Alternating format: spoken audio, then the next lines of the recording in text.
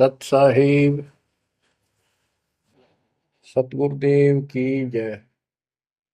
बंदी छोड़ कबीर साहिब जी की जय। बंदी छोड़ गरीबदास जी महाराज जी की जय। स्वामी राम देवानंद जी गुरु महाराज जी की जय हो।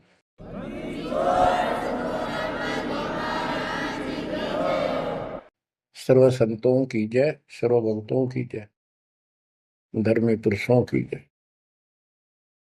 श्री काशी धाम की जय, श्री सुडानी धाम की जय, श्री क्रोथा धाम की जय, श्री बरवाड़ा धाम की जय। सत साहिब गरीब नमो नमो सत पुरुष को नमस्कार गुरु की नहीं। सुर नर मुनिजन साधुआ संतों सर्वस दीन। सतगुरु साहिब संत सब दंडवतम प्रणाम। आगे पीछे मध्य हुए किनको पूर्व। कबीर सतगुरु के उपदेश का सुनिया एक विचार। जय सतगुरु मिलते नहीं जाते नरक द्वार। नरक द्वार में दूत सब करते खेचातान। उनसे कभू नहीं छूटता फिरता चारों खाने। कबीर चार खानी में भरमता कबहू न लगता तार। सो फेरा सब मिट गया मेरे सतगुरु के उपकार। जय जय सतगुरु मेरे की जय जय सतगुरु मेरे की। सदा साहिबी सुख से वसियो अमरपुरी के डेरे की। जय जय सतगुरु मेरे की जय जय सतगुरु मेरे की। सदा साहिबी सुख से वसियो सतलोक के डेरे। निर्विकार निर्भय तू ही और सकल वैमान। जी साधो और सकल वैमान। सब पर तेरी साहिबी सब पर तेरी साहिबी। तुझ पर साहिब ना निर्विकार निर्भय। परमपिता परमात्मा कबीर परमेश्वर जी की असीम श्रद्धा से बच्चों आपको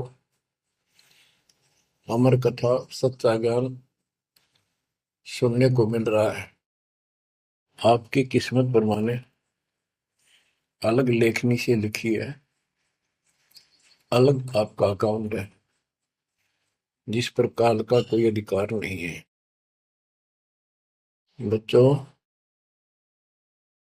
परमात्मा का एक एक शब्द अपने को सत्य मानना होता है।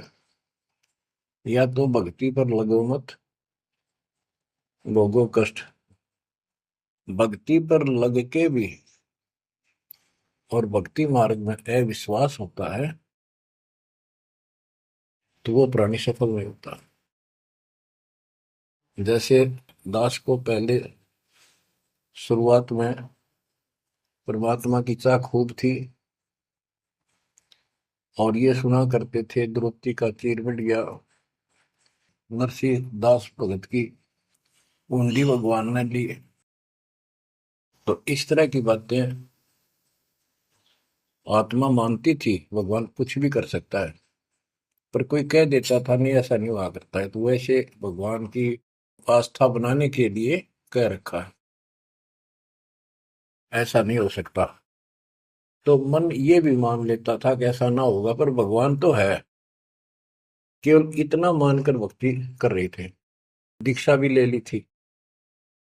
और फिर परमात्मा ने ऐसा अजब गजब किया, वो सारी शंका मिटा दी। लोहे की जाली को 1 फुट से ज्यादा बढ़ा दिया, और दोनों को बढ़ा दिया, एक को नहीं।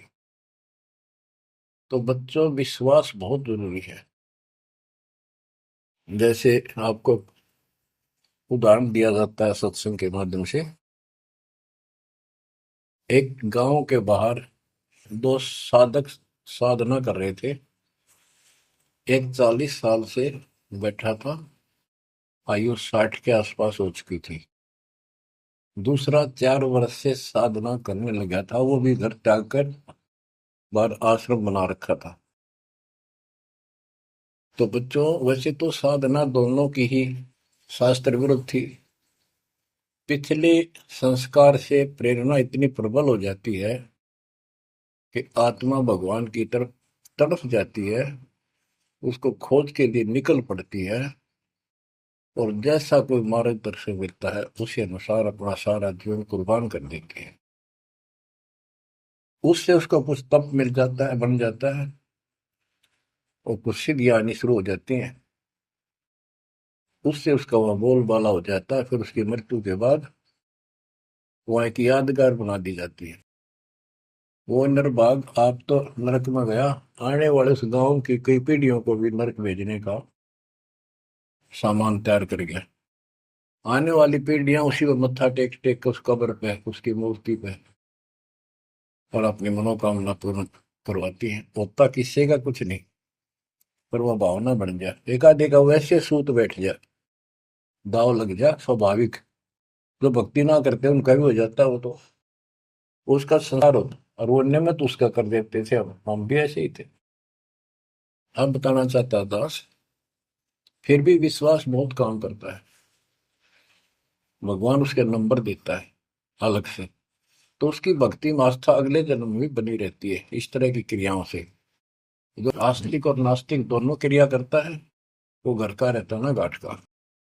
एक देवदूत आया करता था ऊपर से, विष्णु जी के लोक से। और वो आकर के उन दोनों भक्तों से काफी देर तक चर्चा परमात्मा की करता था, प्रश्न करते रहते थे भगवान, ठीक है, वहां की व्यवस्था कैसी है। तो वो दोनों, ये देवदूत दोनों भक्तों के पास घंटों बैठ कर जाया करता था। देवदूत से भगवान ने पूछा भी, विष्णु ने, कहा जाता है, ये ऐसे ऐसे आपके भगत हैं, बहुत गजब के, कुर्बान हाथ के लिए दो उस गांव में, और मैं वहां बैठ रहता हूँ कुछ देर जाके, आपके ऊपर तो कुर्बान है। तो भगवान बोले, विष्णु जी बोले, विष्णु भगत तो एक है, एक तो वैसे टाइम पास करे। देवदूत बोला, जी वो होगा जो 40 साल से आपके लिए कुर्बान घर छोड़ के आया हो। तो भगवान बोले, ना, दूसरा जो 4 साल से बैठा है वो भगत है। उसको मुझ पर विश्वास है और बड़े पर को विश्वास नहीं है। ये बात उस देवदूत का गले नहीं उतरा, ये तो हो ही नहीं सकता। तो भगवान ने समझ लिया कि देवदूत ये विश्वास नहीं मेरी बात पे। तो विष्णु जी बोले, भाई एक काम करना देवदूत, आज तू लेट जाना समय से, बस जिस समय जाता है, और फिर वो पूछेंगे कारण लेट होने का, उनको फिर ऐसे बताना कि आज भगवान ने समय दे रखा था कि दोपहर को सुई की नोक में से, जिसमें धागा डर, सुई के नक्के में के सुराख में हाथी निकाल लेगा भगवान, और कहना कि मैं उसको देखने के लिए रुक गया। और भगवान ने हाथी उस सुई के नक्के में के निकाल दिया। वो इसी तरह की क्या, देवदूत पहले उसके पास गया, बड़े के पास, क्योंकि उसको भरम था। तो विष्णु जी ने कहा था, फिर ये देखना वो कौन क्या प्रक्रिया करता है, तुझे स्वयं फैसला हो जाएगा भगत कौन है। देवदूत उस बड़े के पास गया, उसने भी ये जाते कारण पूछा कि क्या बात, देवता से लेट हो गए, आपकी बहुत इंतजार थी और आपके साथ बैठकर भगवान की चर्चा करते थे, अच्छा समय व्यतीत होता था। क्या बात होगी, क्या कारण हो गया, लेट हुए आप आज? देवदूत ने वही बताया कि आज दोपहर को भगवान ने एक लीला करनी थी, वो देख के आया। तो भगत बोला, क्या लीला की? कि कमाल कर दिया भाई, हद कर दी। भगवान ने एक हाथी को सुई के नक्के में निकाल दिया। इसको देख कर आया मैंने, इसको देखने के लिए रुका था। भगत बोला, 40 साल वाला देवदूत, देवता, इसी झूठ बोल, किसी का जत जा, ये कभी हो सकता है? सुई के नक्के में का हाथी निकल जा, क्यों झूठ बोल रहा है? देवता होकर ऐसी बात कर रहा था। तो उस देव की भैंस उठ गई और उसके सारे अनुभव फेल हो गया। तो भगवान ठीक है कहते तो कति डांगर है। जब इसको इतना विश्वास नहीं, भगवान कुछ नहीं कर सकता, तेरे जैसा घसियारा है, फिर भक्ति क्यों कर रहा है? देवदूत उठ कर चल पड़ा। फिर वो 4 साल वाले के पास गया। उसने सोचा, यूं तो हमारा धमका दे मेरे को, गुस्से होएगा, इसको तो ज्ञान ही कुछ नहीं होगा अभी तक। उस 4 साल वाले ने भी, भगत ने पूछा, देवदूत तो लेट हो गए, आपके आने की बड़ी इंतजार रहती थी, आज तो सोच लिया था शायद नहीं आएंगे, क्या काम हो गया ऐसा कोई, हमें भी बताओ। देवदूत बोला, भाई ये बताऊं, झूठ मैं कह नहीं सकता और सच्ची किसी का गला उतरती नहीं। भगत बोला, बताओ तो सही क्या बात है? क्या दोपहर को भगवान ने एक लीला करनी थी, मैं उसको देखने के लिए रुक गया। क्या लीला थी?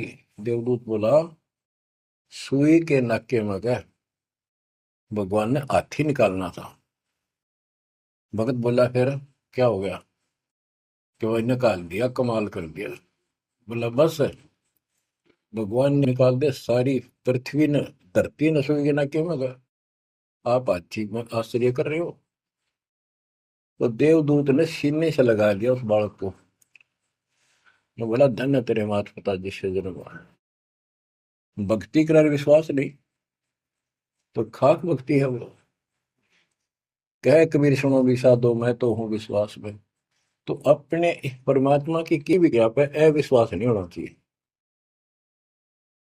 और ये धीरे धीरे आपके साथ भी परमात्मा ऐसी लीला करते रहेंगे और कर भी दी होगी। और ना भी हो तो इतने सारे प्रमाण दिए जाते हैं, विश्वास कर लेना, परमात्मा की भक्ति से दूर ना होना। बच्चों, आपको अजब गजब का ज्ञान दास बता रहा है, जो संत गरीबदास जी ने परमात्मा से प्राप्त हुआ। और ऐसा निर्णायक ज्ञान है, इसका रिजल्ट इस पूरी कथा का फिर बाद में आपको बहुत अच्छा निष्कर्ष मिलेगा। पार्वती जी शिव की पत्नी और 108 बार मर चुकी थी। 109वें जन्म में भी उसने शिव जी को ही पति बनाया। ये संस्कार था उनका। नारद मुनि ने एक दिन आके पार्वती जी को समझाया कि हे माता, भगवान शंकर जी के पास एक ऐसा मंत्र है जो आपको बता देना, उस नाम के जाप से आप अमर हो जाओगे। अन्यथा आप 108 बार मर चुके हो और वो भगवान उसकी प्रमाण के लिए आपके शरों की खोपड़ी की माला बना रखी है। 108 है, गिन दिए। पार्वती जी बोली, भाई नारद बिल्कुल सही है, 108 है। मैं पूछती हूँ ये किसके के क्यों क्या है, तो वो टाल मटोल कर जाते हैं। तो हे माता, आपका जन्म मरण मिट जाएगा। तो वो बोली, भाई ये मेरे बात समझ में नहीं आती कि शिव महाराज जी मेरे से कुछ नहीं छुपाते, और इसने ये कैसे छुपा रखा मंत्र मेरे से, मेरे से बहुत प्यार करते हैं। और बताते हैं तेरी मृत्यु के बाद मैं बहुत रोता था। तो नारद जी ने कहा, माता अभी तक आप उनको पति मानती हो, जिस दिन परमात्मा रूप देखोगी और उनको एक गुरु रूप में नम्र भाव से प्रश्न करोगी, कति अति नम्र होकर, तब ये गुप्त मंत्र आपको बताएगा। ये मंत्र शिव जी ने किसी को नहीं दिया आज तक, क्योंकि ऐसा किसी का लक है नहीं, ऐसा भाव किसी का है नहीं। तो आपको वो भाव बनाना पड़ेगा जिससे वो आपको अमर मंत्र दे दे। नारद कह के चला गया। पार्वती को बेचैनी होगी, माता जी को। शिव जी जब घर आए और दिनों तो वो दूसरे ढंग से बात करा करती, क्योंकि पत्नी बराबर का हकदार होती है, हिस्सेदार होती है। उस दिन चरणों में लेट गई, दंडोत प्रणाम किया और चरण पकड़ के रोने लगी और कहने लगी, हे भगवान, मुझसे ऐसी कौन सी गलती बन गई कि आपने मेरे से वो अनमोल मंत्र छुपा रखा है। हे भगवान, मैं 108 बार मरी, क्या आप दुखी नहीं हुए होगे? मुझे वो नाम बता दे जिससे मेरा जन्म मरण मिट जाए। अब शिव जी उसके मुंह की तरफ देख रहा है, पार्वती की सारी आओ भाव को समझ रहा है। कहने लगा, पार्वती आज तेरे को कौन सा भगवान आत्मा मिल गया जिसने तेरी बुद्धि बदल दी? ये तेरी बुद्धि का ज्ञान नहीं है, तेरे को तो मैं जानता हूँ। ये बात तेरे मन में भी नहीं आती थी। मैंने कोशिश भी की, भक्ति किया करो। आप कह देती थी, आप भगवान हो, मुझे क्या जरूरत है, मैं भगवान के साथ हूँ, मैं उनकी अर्धांगिनी हूँ। तब पार्वती जी ने बताया कि नारद जी आए थे, उन्होंने मुझे ये सब बताया। तो भगवान शंकर बोले, पार्वती सुन ले, जितनी बार तू मरी मेरा पागल जैसा हाल हो जाया करता था। एक बार तो राजा दक्ष के यज्ञ में जलकर मरी, तेरे अस्थि पिंजर को उठाए मैं 10,000 वर्ष तक घूमता रहा था, तो आप कंधे पर रख के और पार्वती पार्वती करता हूँ। वो तो एक सुदर्शन चक्कर आया, उसने काट के तेरे टुकड़े कर दिए शरीर के। जब मैं ठगा सा रह गया, मेरे हाथ कुछ नहीं बचा, फिर तेरा जन्म हो गया, शादी फिर होगी। वह भूल पड़ी। ये मंत्र ऐसा अजब गजब है, ये आम व्यक्ति को नहीं बता जा सकता। भगवान शंकर जी ने कहा कि अब तेरी आत्मा सच्चे दिल से डिमांड कर रही है, अब मैं तुझे यू नाम दूंगा। गरीबदास जी बताते हैं कि जैसे सीप एक जानवर होता है, शंखला सा जैसे एक शंख होते हैं, इस टाइप के मजबूत शरीर का, और उसको सीप बोलते हैं, सीप। वह सीप जो है, गर्मी हो जाती है जब उसको अंदर पानी की डिमांड होती है, मोती बनाने के लिए उसमें प्रेरणा होती है, जैसे पशु में गर्भ धारने की होती है। उस समय सीप समुद्र के ऊपर आ जाती है, ऊपर बादल गरज रहे होते हैं। यदि उसका मुख खुला हो और बारिश की एक बूंद भी उसके मुख में चली जा, तो उससे मोती बनना शुरू हो जाता है। उस बूंद को लेकर शिप वापस समुद्र में गोता लगा जाती है, उसमें मोती बन जाता है। और यदि सीप का वो मुंह बंद हो तो सारा सामान बरस जाए उसके ऊपर, मोती नहीं बना। तो पार्वती को समझाया कि अब तेरी सीप का आत्मा का मुंह खुल चुका है, अब मैं यू नाम दूंगा, असर करेगा। और पहले तेरी सीप आत्मा का मुंह बंद था, इसलिए ये उन्मोद मंत्र ऐसे व्यर्थ नहीं कर सकता था। फिर कहा कि चलो, सुबह सुबह एकांत स्थान पर पहुंच गए। वहां एक सूखा वृक्ष था, पत्ते भी नहीं थे, उसके नीचे बैठ गए। और बच्चों वहां फिर दोनों हाथों की ताली बजाई, तो आसपास के पक्षी उड़कर भाज गए, इतना शोर हुआ। और जो अंडे थे वो बच्चे बढ़कर उड़ गए। उसी वृक्ष की खोगड़ में एक खोखले स्थान पर तोते के अंडे थे। वो जो अंडे थे उस स्वस्थ अंडे तो बच्चे बढ़कर उड़ गए। अस्वस्थ था एक अंडा, कति खराब हो गया था, गंदा हो गया था, वो वहीं रह गया। भगवान शंकर को पता नहीं था कि इसमें कोई तोते के बच्चे भी हैं, अंडे भी हैं।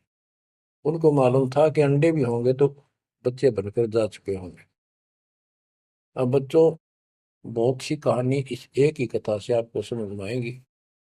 जैसे ये क्या करते हैं, भक्ति ना करके मृत्यु के प्राप्त हो जाते हैं, फिर क्या करते हो, अസ്ഥियों को उठाते हैं, जड़ी हुई हड्डियों को, उनको उठाकर गंगा में बहा के आते हैं। उनका उद्देश्य तो ये होता है कि इसको इतने गहरे पानी में डाल दे कि जो व्यक्ति मर जाता है, स्त्री या पुरुष, जब वो प्रेत बन जाता है तो अपने घर आता है। घर में वो अपने बॉडी को खोजता है, फिर वो जाता है शमशान घाट पे। उसको एहसास होता है कि ये ताजा ताजा जो फूके गए हैं ये तेरी हड्डी है। उन हड्डियों को अपनी मान कर उनका चिपक जाता है भूत। और फिर कभी घर और कभी उन हड्डियों के पास वहां चक्कर काटता रहता है और परिवार वालों को तंग करता है। तो क्या कर, इसीलिए उसको उन हड्डियों समेत उठाकर उसने इसी जगह डालते हैं, उसको भेदा नहीं लगता और वो भटक भटक के चला जाता है।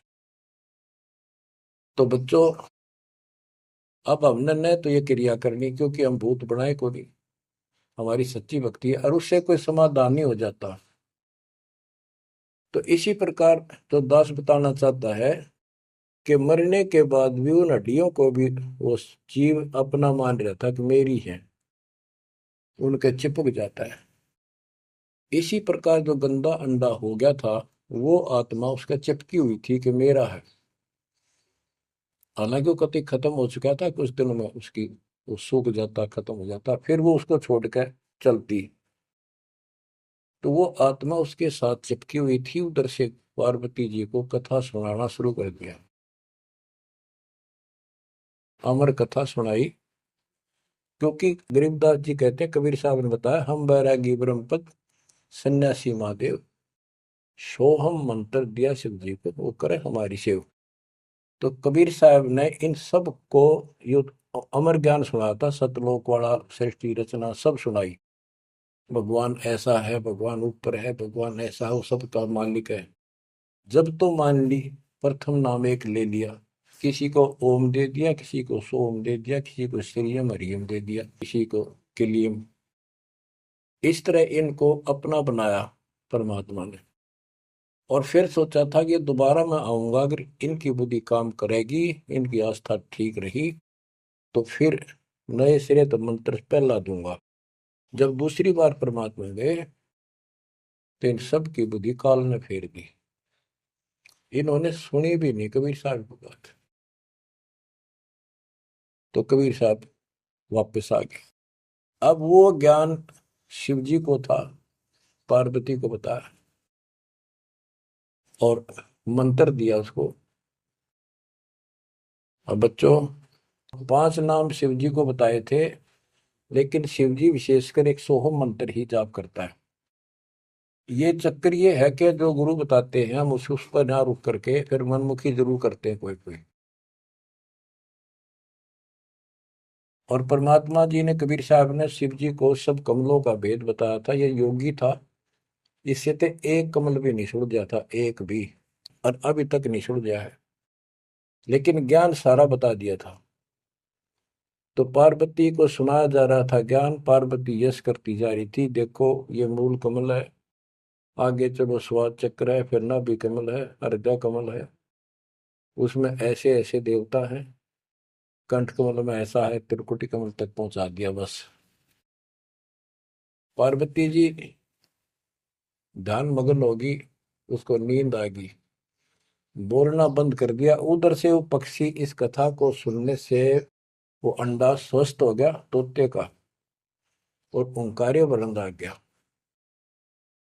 शिव जी ने देखा, आवाज और तरह की आई, पार्वती तो सो रही है, लटके ले रही है बैठी बैठी। आवाज कहाँ से आई? उसने देखा एक पक्षी उस वृक्ष की खोगड़ में, उथोथे स्थान में नजर पड़ा। पक्षी उड़कर भाग लिया। शिवजी उसके पीछे चल पड़े कि इसने मेरा ज्ञान चुरा लिया। आकाश में उड़ गया, उड़ के पीछे हो लिया। ये तोते वाला जीव परमात्मा की अमर कथा सुनता है, उसमें भी शक्ति सिद्धि आ गई थी। और ये ज्ञान जो है पूरे पहुंचे हुए संत से सिद्धि युक्त और अधिकारी से सुनने से ज्यादा असर करता है। भगवान शिव तीन लोक के प्रधान है, इनमें आध्यात्मिक शक्ति है। वो साथ मिलकर उसकी आध्यात्मिक शक्ति के साथ वो वाणी परमात्मा अमर कथा उसके भी बॉडी में गई, उसमें सिद्धि आ गई। मोक्ष तो बहुत दूर की बातें हैं, ये तो लंबा चैप्टर है, लंबी कहानी है। लेकिन सब थोड़ा थोड़ा हिंट आपको देना पड़ता है, कहीं कभी कोई मिसगाइड ना कर दे।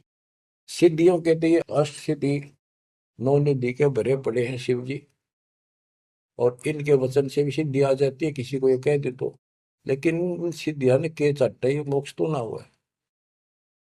भाव कहने का ये है कि वो तोते वाला प्राणी वेद व्यास के आश्रम में पहुंच गया, उड़ता उड़ता पीछे पीछे शिव जी।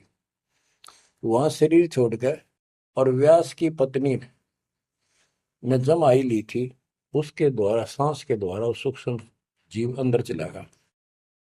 और जब गर्भ धारण का समय आया तो उनके गर्भ में स्थान लिया, उस बच्चे के शरीर में प्रवेश हो गया। 12 वर्ष तक वही रहा।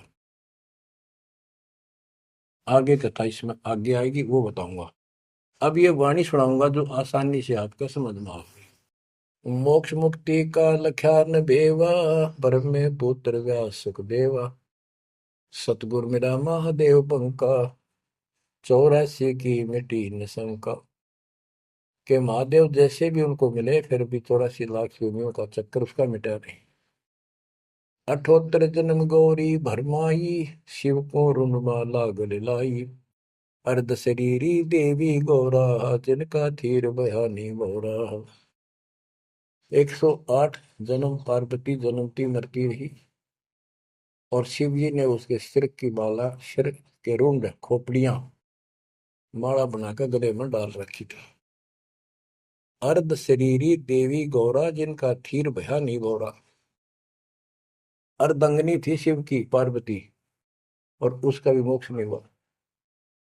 नारद मुनि उपदेश बखाना, गिरजा सुनो मोक्ष पद ज्ञाना।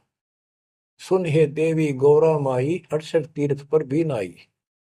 पिंड प्रदान किए का बारा, खुला नहीं मुक्ति का द्वारा। जब पिंड प्रदान कहते हैं ना, पिंड प्रदान करने से भूत जुनी जा छूटे थे, पिंड प्रदान करंत गरीबदास जिंदा कह नहीं मिला भगवंत। जैसे पार्वती भूत पड़ गई, पिंड प्रदान कर दिए, भूत जुनी छूट गई, और फिर पता नहीं किस दुनिया में चला जाता प्राणी। इसके संस्कार अच्छे थे, ये फिर मनुष्य जीवन, लड़की का जन्म हुआ, शिव जी के ब्याही गई। ये पिछले जन्म जन्मांतर की शक्ति भक्ति के कारण मनुष्य जीवन ज्यादा भी हो सकते हैं। लेकिन मोक्ष न होने से फिर 84 लाख योनियों में जाना था। इस पार्वती ने भी आगे भी जाएगी। शिव जी भी मरेगा, पार्वती भी मरेगी, और फिर ये 84 लाख योनियों में जाएंगे। कहते हैं चंद सूरज की आयु लग, जो जीव का रह शरीर। सतगुर से बेटा नहीं, तो अंत कीर का कीर। अगर चांद सूरज की आयु तक भी जीव का शरीर रहे और पूरा सतगुरु मिला नहीं, तो अंत में कीड़े मकोड़े बनेगा। अब नारद जी बता रहे पार्वती जी को, सुन हे देवी गौरा बाई, 68 तीर्थ पर भी नाई। पिंड प्रदान किए के बारा, खुला नहीं मुक्ति का द्वार। सारे कर्म कांड कर लिए तेरे मृत्यु के बाद, तेरा फिर भी मोक्ष नहीं हुआ, फिर जन्म हुआ। रुंडमाला शिव के गले माही, सो देवी तुम जानो माही। ग्रीव रुंडमाला शिव के गले, गिरजा के सब शीश। भक्ति दुराई देव को ना परसा जगदीश। तुमरा देवी रूप विशाला, शिव तो पैर रहे रुंडमाला, भौतक पर लहो हो जाई, लंबी उम्र शिव कलिमाई। दीर्घायु शिव है अनुरागी, तुम देवी गौरी दिल त्यागी। मूल मंत्र ने नाम सुनाया, ताते कल्प हुए तेरी काया। महादेव देवनपति देवा, जाकी करी ने गौरी सेवा, कर बंधन कर शीश नवाओ, तन मन अर्पो शीश चढ़ाओ। शिव है मोक्ष मुक्ति के दाता, तो से भेद कहूं गौरी माता। चरण गहो चिंतामणि केरा, ताते प्राण अभय हो तेरा। कमल रूप देवी दिल की न्या, नारद मुनि उपदेशी चीन्या। जब आए शिव मंदिर अवधूता, देवी चरण लिए सतरूपा। अब कहते नारद के कहने से पार्वती जी ने, गौरी देवी ने कतिक पाक साफ दिल कर लिया, कमल की तरह। कमल के ऊपर कोई मैल नहीं होता, ना कोई धूल टिकती है, ना जल टिकता है, ना कोई कीचड़ टिकता है। तो ऐसा साफ दिल किया। और जब शिवजी घर पर आए, उनके चरणों में चरण लिए सतरूपा, सच्चे भाव से चरण लिए। चरण पकड़ रोवत है बाला, मोरे शीश किए रूपमाला। मोसे भक्ति दुराई देवा, न जाने नी तुम्हारी सेवा। मोसे भक्ति दुराई स्वामी, हमसे भेद कहो निज दामी। मैं अबला हूं बाला बोली, पार निभाओ हमारी डोली। कति चरण पकड़ के कहने लगी, मैं तो बोली बोली सी लड़की हूं, और मेरा बेड़ा पार करो। बच्चों, ये सारी कहानी आपको मौखिक सुना दी। इन वाणियों में सारा इसी का निष्कर्ष है। अब क्या बताते हैं, गृह मूल मंत्र महबूब का ई सुनाओ मोही। पार्वती जी कहती है शिव जी को कि उस परमात्मा का समर्थ शक्ति का जो मूल मंत्र है वो मुझे बता दो। अब इन मूल मंत्र का पता नहीं, जिस भी नाम को ये गुप्त रखते हैं, जो विशेष नाम के पास है, उसी को मूल मंत्र मान रहे थे। गृह मूल मंत्र महबूब का ए सुनाओ मोही, युगन युगन के पातक कटे, छूटे तेंद्र द्रोही। पूर्व जन्म की कथा सुनाओ, मूल मंत्र हमें शिव गोराओ। भूल रही भवसागर हमी, मोक्ष मुक्ति के दाता तुम ही। शिव बोले सुन देवी बाता, को उपदेशी मिला विदाता। ये तो ना ही ज्ञान तुम्हारा, हम सो भेद कहो परवार। कि आज जैसे तू बोल रही है कि तेरी बुद्धि की बात नहीं, तुझे कौन ऐसा भगवान आत्मा मिल गया जिसने तेरा मन फेर किया। गिरजा कह सुनो शिव स्वामी, तारण तर आदि घरनामी। नारद मुनि उपदेश समोदम, दीना ज्ञान ध्यान परमोदम। शिव समर्थ बोले हैं जब ही, गौरी ज्ञान सुनाया तब ही। कोटि कल्प प्रलय युग बीती, ज्ञान ध्यान सब ही परचिति। तुमरा मन नारद मुनि फेरा, सुनो ज्ञान तुम गौरी मेरा।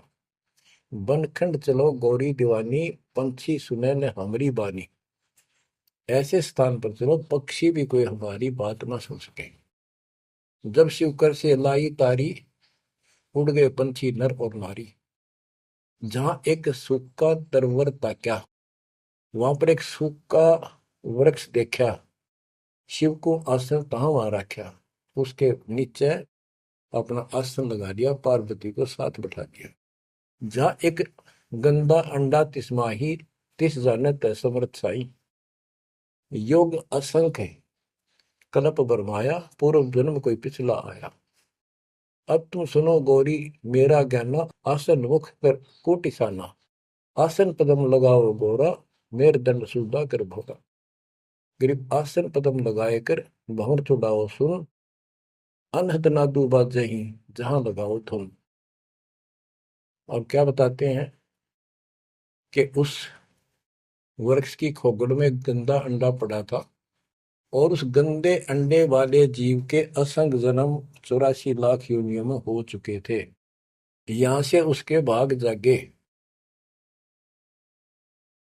और तो पक्षी बन के उड़ गए, वो पक्षी बन नहीं पाया। बाद में उड़ा जब उसने सारी कथा उसके ऊपर असर कर गई। जैसे बच्चों बहुत बार बताते हैं, दास आपको बताता है कि ये अमर कथा जो गरीबदास जी की वाणी है या शिव जी वाली अमर कथा से कई हजार लाख गुना ज्यादा शक्तिशाली है, ज्यादा प्रभावी है।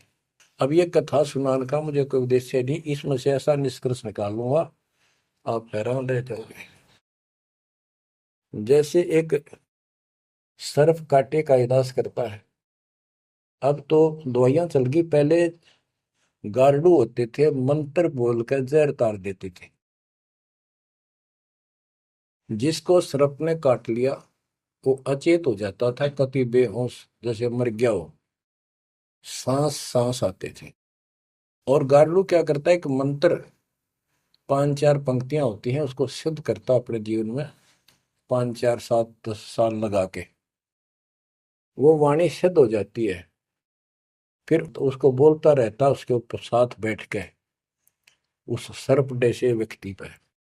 उस समय वो सर्प जैसा व्यक्ति अचेत होता है, ना वाणी सुन रहा है ना उसको समझ रहा है इसका अर्थ क्या है। तो कुछ समय के बाद वो उस वाणी के प्रभाव से उस शरीर का विष खत्म हो जाता है और वो व्यक्ति जीवित हो जाता, सचेत हो जाता है। इसी प्रकार बच्चों, परमात्मा की अमर कथा जितना जिस जो सक्षम है उसके मुख से जिस सुनी जाती है तो उस सत्र का उसको लाभ अवश्य मिलता है। तो ये गंदा अंडा था, इसके साथ जीव चिपका हुआ था। ये गंदा अंडा ना सुन सका था, ना बोल सके था, ना वो कह क्या रहा है शिव जी वो समझ सका था।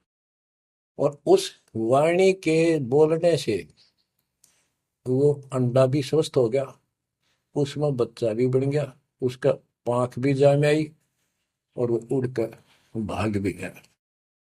इसी प्रकार जो आज मानव के ऊपर रहम हुआ है, गरीबदास महाराज जी की अमरवाणी इससे भी ज्यादा स्ट्रोंग है। और ये अब दास के बुक से चला करेंगी अखंड पाठों में, आसपास के पक्षियों पर भी असर करेगी। आसपास के पशु पक्षी जीव जंतु पेड़ पौधों सब का ऊपर ऐसे असर करेगी जैसे इस पर किया था। और ये सब धीरे धीरे यहाँ से शरीर छोड़ते जाएंगे और मनुष्य जीवन पाते जाएंगे। ये सीधे फिर आके मालिक के चरणों में आएंगे। बच्चों, भक्ति जरूर करेंगे, भक्ति करेंगे तो मालिक कहीं ना कहीं उनको मिलेगा। अब मैं सुखदेव ऋषि की बुक सुनाता हूँ, पार्वती का तो दिया। अब एक बात विचार करो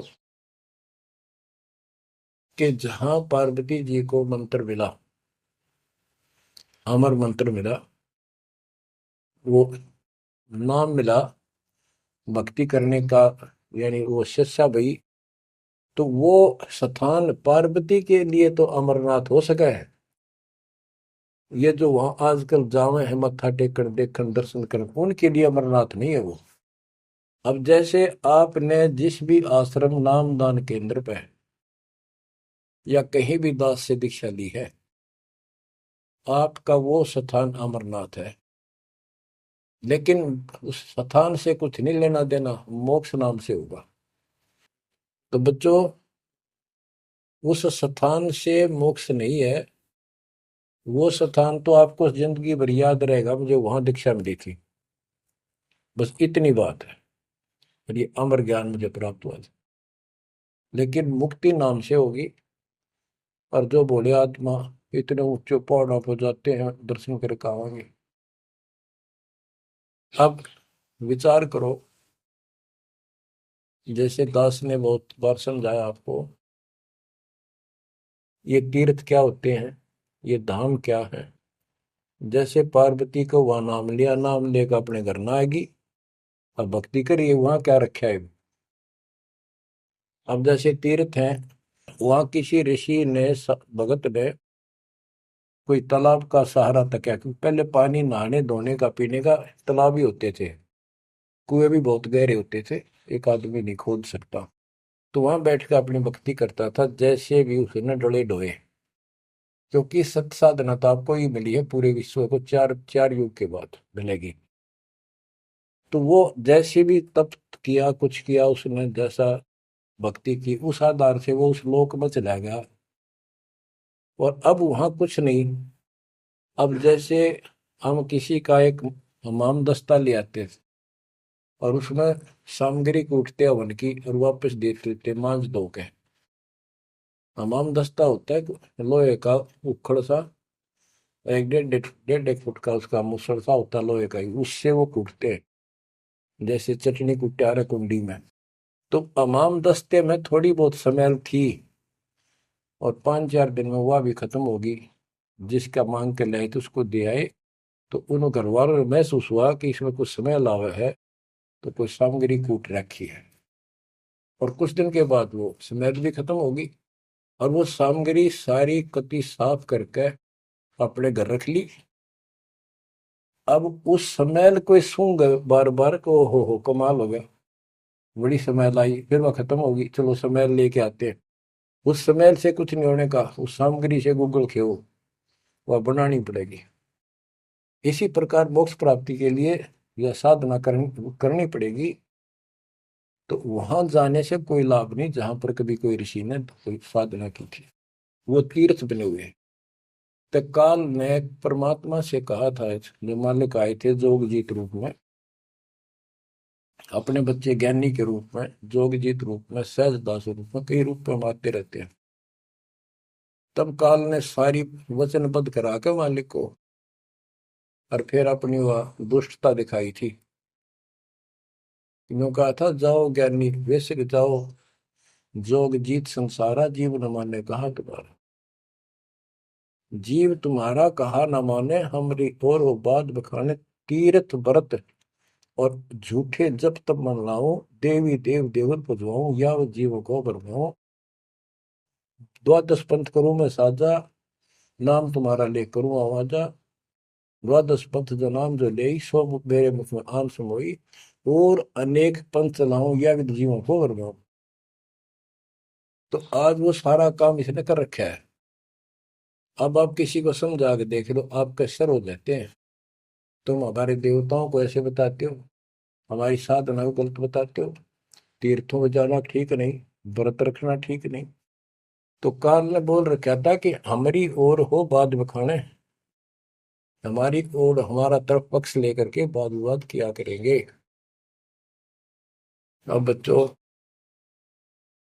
जो दास बता रहा है कि जो अमर पाठ और अखंड पाठ या वैसे वाणी सत्संग जहां भी चल रहे हैं, चला करेंगे, चलते हैं, चल रहे चलेंगे, वहां आस पास के पक्षियों को भी इसका राहत मिलेगी।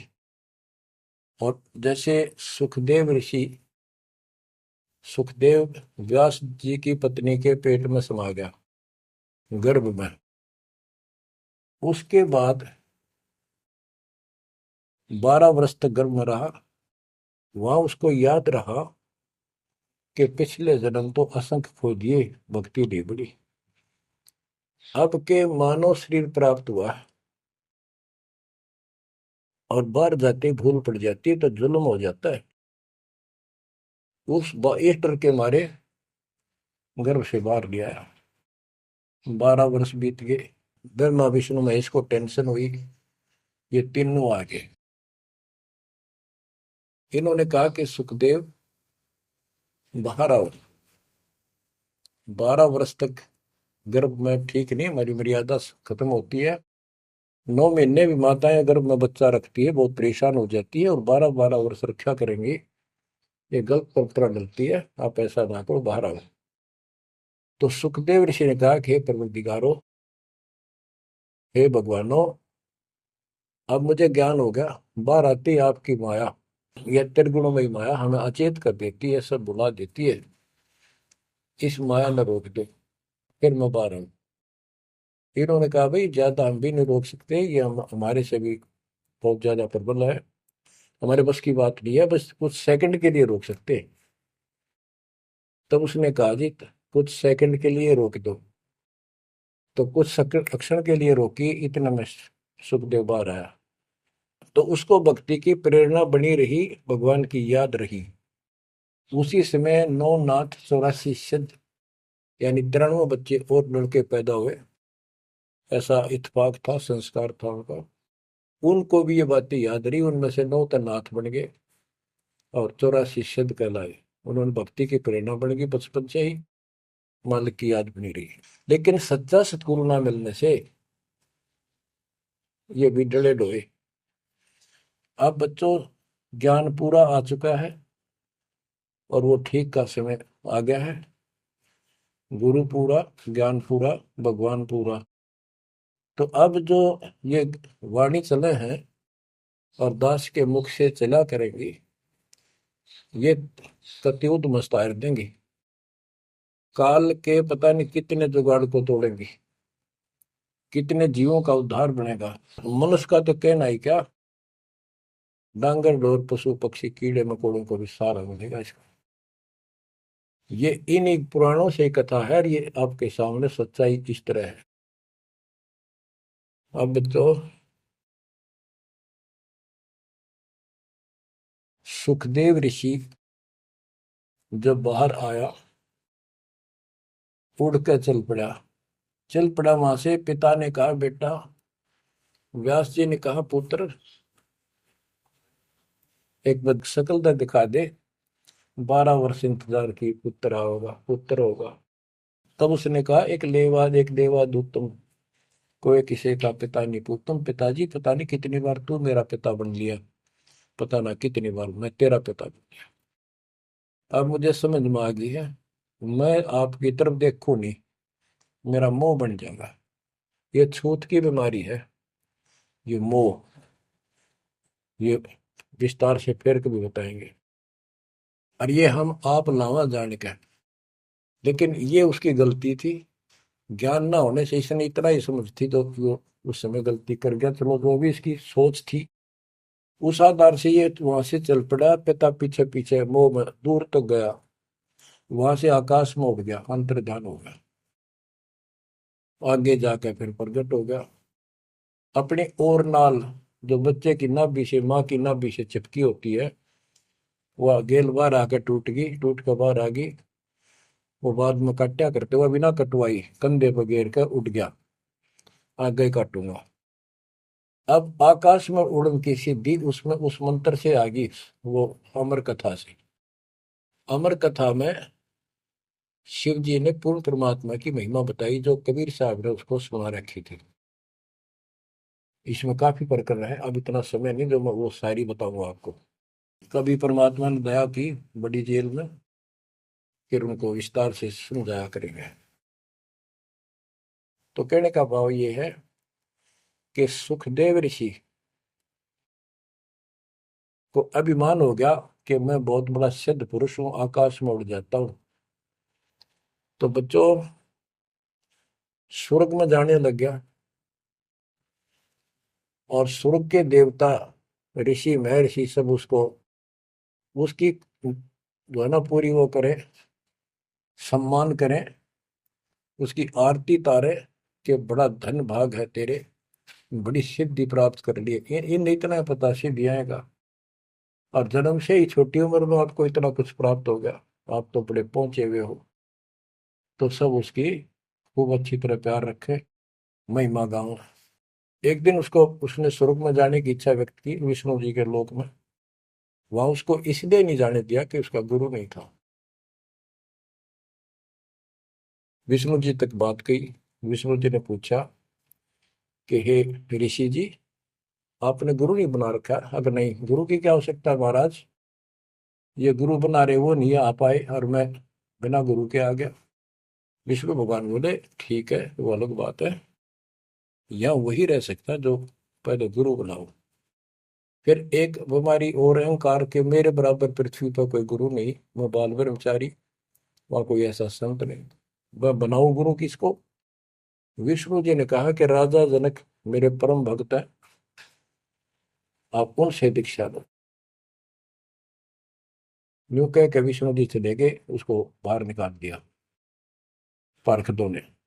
वो स्वर्ग में आए, वहां सारी कथा बताई। फिर अन्य स्वर्ग, कोमर स्वर्ग, फिर ऋषियों के पास आए नीचे, उन्होंने उनको बताया तो सब ने कहा कि सुखदेव बहुत बड़ी गलती कर रखी है, गुरु नहीं बनाएगा, गुरु नहीं बनाएगा तो गधा बनेगा।